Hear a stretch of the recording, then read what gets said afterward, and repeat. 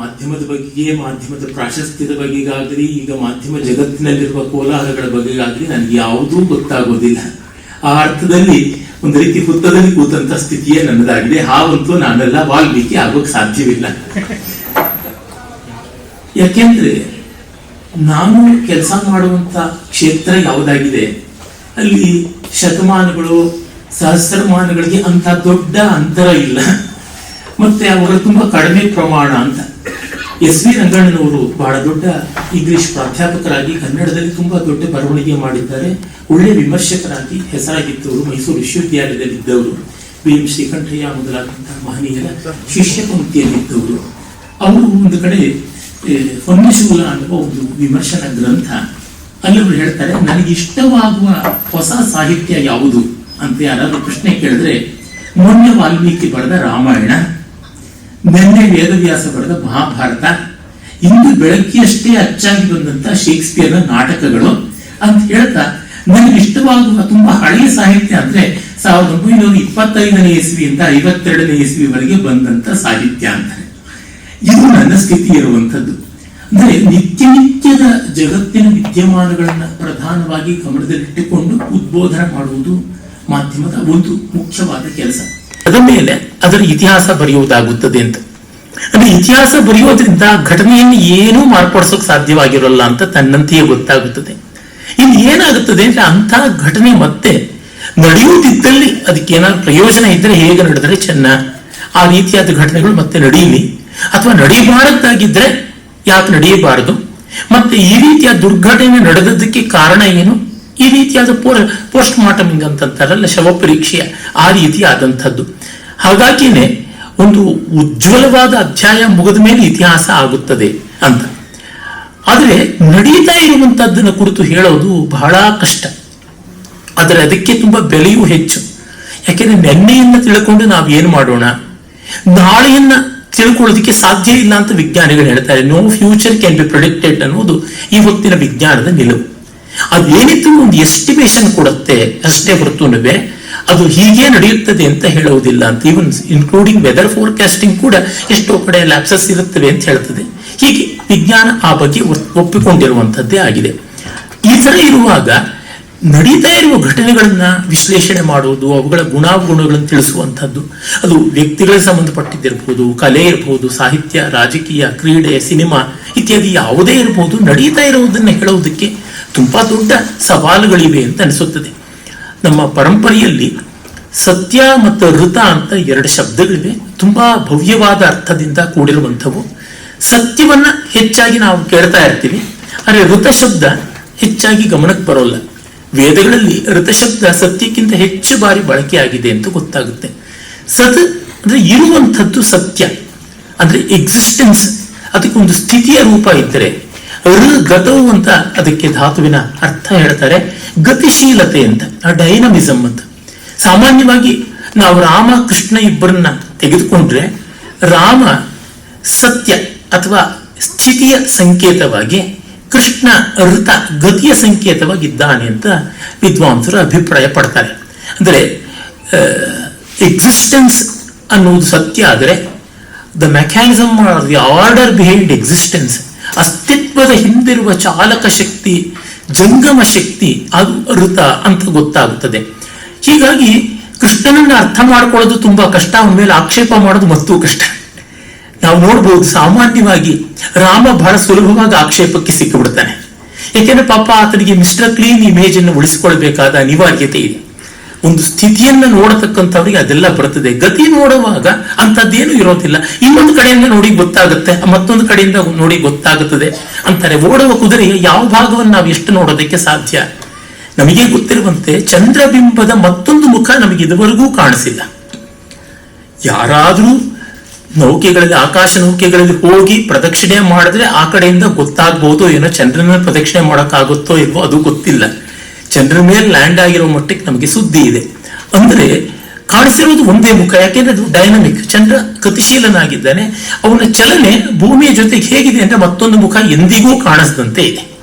ಈ ಗತಿಯಲ್ಲಿ ನಮ್ಗೆ ಎಷ್ಟೋ ಮುಖಗಳು ಮರೆಯಾಗುವಂಥದ್ದಿರುತ್ತದೆ. ಅದ್ರ ಮೇಲೆ ಆಕ್ಷೇಪವೂ ಮಾಡೋಕ್ಕಾಗಲ್ಲ, ಗತಿಯ ಸ್ವಭಾವವೇ ಹಾಗೆ ಅಂತ. ಸ್ಥಿತಿ ಹಾಗಲ್ಲ, ಅದಕ್ಕೆ ಅದರದೇ ಆದ ಇಕ್ಕಟ್ಟುಗಳಿವೆ. ಅಲ್ಲಿ ಜನ ಬಯಸುವುದು ಸ್ಥಿತಿ ಅಂತ ನನಗನ್ಸುತ್ತೆ. ಇವತ್ತಿಗೂ ನಾನು ವ್ಯಕ್ತಿಶಃ ಕೃಷ್ಣನನ್ನು ಹೆಚ್ಚಾಗಿ ಪ್ರೀತಿಸ್ತೀನಿ, ರಾಮನ ಗೌರವಿಸ್ತೀನಿ, ಕೃಷ್ಣನ ಬಗ್ಗೆ ಅಭಿಮಾನ ಹೆಚ್ಚು. ಆದ್ರೆ ಕೃಷ್ಣನಿಗೆ ಅಷ್ಟು ಭಕ್ತರಾಗಿ ನಡ್ಕೊಳ್ತಕ್ಕಂಥವ್ರು ಕಡಿಮೆ. ಕೃಷ್ಣನನ್ನ ಲಘುವಾಗಿ ತಗೊಳ್ತಾರೆ, ರಾಮನನ್ನ ಭಕ್ತಿ ಗೌರವಗಳಿಂದ ನೋಡ್ತಾರೆ ಅಂತ ನಂಗನ್ಸುತ್ತೆ. ಅದಕ್ಕೆ ಕಾರಣ ಜನರ ಮನಸ್ಸಿನಲ್ಲಿ ಇದ್ದದ್ರಲ್ಲಿ ಹಾಯಾಗಿ ನಮ್ಮಷ್ಟಕ್ಕೆ ನಾವಾಗಿ ಅಂತಂತಾರಲ್ಲ, ಆ ರೀತಿ ಇರಬೇಕು ಅನ್ನುವ ಭಾವ ಇದೆ. ಹೆಚ್ಚಿನ ಜನಕ್ಕೆ ಇದ್ದಂತೆ ಇರಬೇಕು ಅಂತಿದೆ.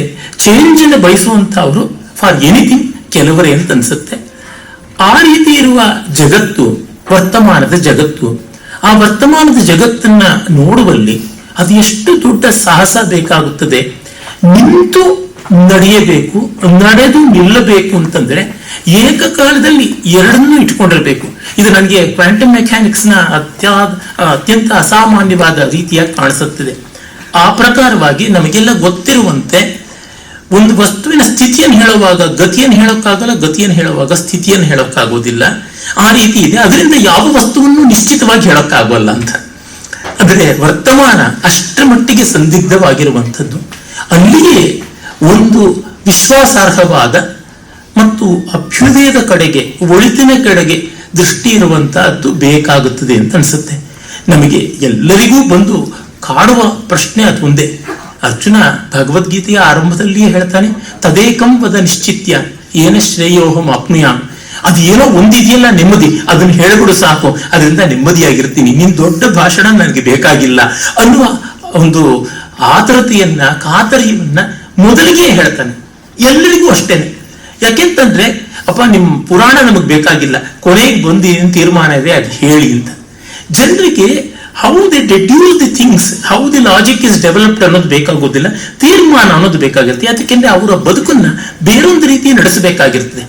ಕೊನೆಗೆ ಬೇಕಾದ ಸಾರ ಅಷ್ಟೇ ನಮಗೆ ಮುಖ್ಯ, ಮಿಕ್ಕಿದ್ದೆಲ್ಲ ಬೇಕಿಲ್ಲ. ಸೆಲ್ ಫೋನ್ ಅನ್ನ ಬಳಸದೇ ಇರುವಂತಹ ಭಾರತೀಯನೇ ಇಲ್ಲ ಅನ್ಬೋದು. ಆದ್ರೆ ಅದರ ತಂತ್ರಜ್ಞತೆ ಎಂಥದ್ದು, ಸೆಲ್ ಫೋನ್ ಎಟಿಕೇಟ್ ಏನು, ಎಷ್ಟು ಜನಕ್ಕೆ ಬೇಕು, ಎಷ್ಟು ಜನಕ್ಕೆ ಗೊತ್ತಾಗೋದಿಕ್ಕೆ ಸಾಧ್ಯ, ಈ ಪರಿಸ್ಥಿತಿ ಇರುವಾಗ ನನಗನ್ಸುವಂಥದ್ದು ವಿಶ್ವಸಂವಾದ ಆ ತದೇಕಂಬದ ನಿಶ್ಚಿತ್ಯ ಅನ್ನೋರಿಗೆ ಬೇಕಾದ ಸಾಮಗ್ರಿಯನ್ನು ಕೊಟ್ಟು 25 ವರ್ಷಗಳಿಂದ ಅದು ಮಾಡ್ಕೊಂಡು ಬಂದಿದ್ದಿಲ್ಲ, ಅದು ದೊಡ್ಡ ಕೆಲಸ ಅಂತ ನನಗನ್ಸುತ್ತದೆ. ಕ್ಲಾಸಿಕ್ ಅಂತೀವಲ್ಲ, ಕ್ಲಾಸಿಕ್ ವರ್ತಮಾನವನ್ನು ಮೀರಿ ನಿಲ್ಲುವಂಥದ್ದು. ಭೂತ ಭವತ್ ಭವಿಷ್ಯ ಅಂದ್ರೆ ಪಾಸ್ಟ್ ಪ್ರೆಸೆಂಟ್ ಫ್ಯೂಚರ್, ಅವುಗಳನ್ನು ವ್ಯಾಪಿಸಿಕೊಂಡು ಇರುವಂಥದ್ದು.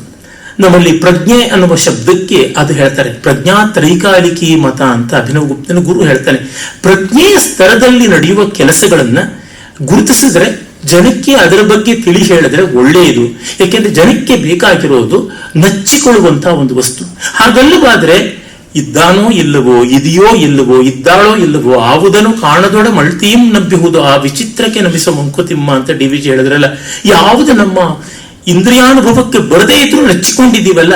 ಹಾಗಾಗಿ ಇವತ್ತು ಜಗತ್ನಲ್ಲಿ ನಾಸ್ತಿಕರಿಗಿಂತ ಆಸ್ತಿಕರ ಸಂಖ್ಯೆ ಹೆಚ್ಚು, ಯಾವ ಮತದವರಾಗ್ಲಿ, ಎಲ್ಲೇ ಇದ್ರು, ಯಾವ ಪ್ರದೇಶದಲ್ಲಿ. ಅದಕ್ಕೆ ಕಾರಣ ಏನು ಅಂತಂದ್ರೆ, ಅವರಿಗೆ ಕಂದಾಚಾರ ಅಂಧವಿಶ್ವಾಸ ಅಂತಲ್ಲ, ಒಂದು ನಂಬಿಕೊಳ್ಳೋದಿಕ್ಕೆ, ನಚ್ಚಿಕೊಳ್ಳೋದಿಕ್ಕೆ ಇನ್ನು ಬೇಕಾಗಿದೆ. ಹಾಗಾಗಿ ನಚ್ಚಿಕೊಳ್ಳೋದಕ್ಕೆ ಬೇಕಾಗಿರುವ ಒಂದು ಸಾಧನ ಕ್ಲಾಸಿಕ್ಸ್ ಅಂತೀವಲ್ಲ, ಅಭಿಜಾತ. ಯಾವುದೇ ಕ್ಷೇತ್ರದಲ್ಲಿಯೂ ಆ ಅಭಿಜಾತಕ್ಕೆ ತುಂಬಾ ಉಂಟು ಅಂತ ಅನಿಸುತ್ತೆ. ಹಾಗಾಗಿ ಈ ಅಭಿಜಾತ ವಿಷಯಕ್ಕೆ ಒಂದು ಸ್ವಲ್ಪ ಹೆಚ್ಚು ಅವಕಾಶ ಕೊಟ್ರೆ, ಸ್ಥಳ ಕೊಟ್ರೆ ಮೇಲು. ಅದಕ್ಕೆ ಆಕರ್ಷಣೆ ಕಡಿಮೆ, ಅರೆ ಸಂಸ್ಕರಣ ಗುಣ ತುಂಬಾ ಹೆಚ್ಚಾಗಿದೆ, ಅದು ಬೇಕಾಗಿದೆ. ಮತ್ತೆ ನಚ್ಚಿಕೆ, ನಾನು ಹೊಯ್ದಾಡದೆ ನಿಲ್ತೀನಿ ಎನ್ನುವ ಭಾವ ಇದೆಯಲ್ಲ, ಅದು ಬಹಳ ಬೇಕು ಅಂತ ಅನ್ಸುತ್ತೆ. ಯಾಕೆಂದ್ರೆ ಕ್ಷಣ ಕ್ಷಣಕ್ಕೂ ಮಾರ್ಪಡ್ತಾ ಇರುವ ಪ್ರಪಂಚದಲ್ಲಿ ನಾವೆಲ್ಲಿ ಇಲ್ಲವಾಗ್ಬಿಡ್ತೀವೋ ಅಂತ ಅದು ಇದೆಯಲ್ಲ, ಫಿಯರ್ ಆಫ್ ಮಿಸ್ಸಿಂಗ್ ಔಟ್ ಅಂತಾರಲ್ಲ, ಅದು ಜನವನ್ನ ತುಂಬಾ ಕಾಡಿ ಕಿತ್ತು ತಿಂತಾ ಇದೆ. ಅನ್ನದಾತುರ ಚಿನ್ನದಾತುರ ಮನ್ನಣೆ ದಾಹಕ್ಕಿಂತ ಹೆಚ್ಚಾಗಿ ನಾನು ಎಲ್ಲಿ ಮರೆತು ಹೋಗ್ಬಿಡ್ತೀನೋ ಜನಕ್ಕೆ ಅಂತ. ಕೆಲವೊಬ್ಬರ ಸ್ವಾಮಿಗಳ ಬಗ್ಗೆನೇ ಅವರ ಹತ್ತಿರದವ್ರು ಹೇಳಿದ್ರು, ನಮ್ಮ ಸ್ವಾಮಿಗಳಿಗೆ ನ್ಯೂಸ್ ಪೇಪರ್ ಅಲ್ಲಿ 2 ದಿವಸಕ್ಕೊಮ್ಮೆ ಅವ್ರು ಇಲ್ಲದೆ ಇದೆ, ಅವ್ರು ಬದುಕಿದ್ದೇನೋ ಇಲ್ಲಿ ಒಂದು ಸಂದೇಹ ಆಗ್ಬಿಡುತ್ತೆ ಅಂತ.